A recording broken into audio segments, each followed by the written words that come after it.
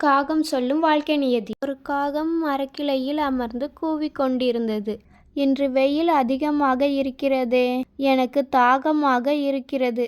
இப்போ நாக்கே வறண்டு போயிருக்கு. தண்ணீரை தேடி நான் போக வேண்டும் என்று பறந்து சென்றது. ஆனால் எங்கு தேடியும் தண்ணீர் கிடைக்கவில்லை. தூரத்தில் கிணறு போல் தெரிகிறதே, போய் பார்ப்போம். கிணற்றில் ஒரு துளி தண்ணீர் கூட இல்லையே. ஒரு துளி தண்ணீர் கிடைத்தாலே போதும் என்று மனம் வாடியது. ஐயோ! அப்போது தூரத்தில் ஏதோ இருக்கிறதே, அது என்ன குடம் மாதிரி தெரியுது, போய் பார்ப்போம். காகம் குடத்தை பார்த்ததும் முகம் சுளிச்சது. ஐயோ!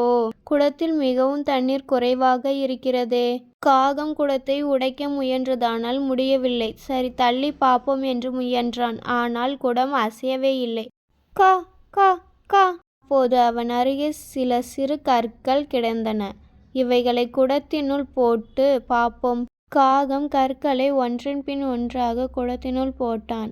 மெல்ல மெல்ல தண்ணீர் மேலே வரத் தொடங்கியது. ஷபாஸ், வருது வருது என்று குஷியாக இருந்தது. காகம் இன்னும் நிறைய கற்களை போடத் தொடங்கியது. இறுதியில் தண்ணீர் மேலே வந்தது. காகத்தின் தாகம் தீரும் வரை தண்ணீர் குடித்து மகிழ்ந்தது. பின்பு ஆனந்தமாக பறந்து சென்றான். எப்போதும் முயற்சியை மட்டும் கைவிடக்கூடாது. தேங்க்யூ.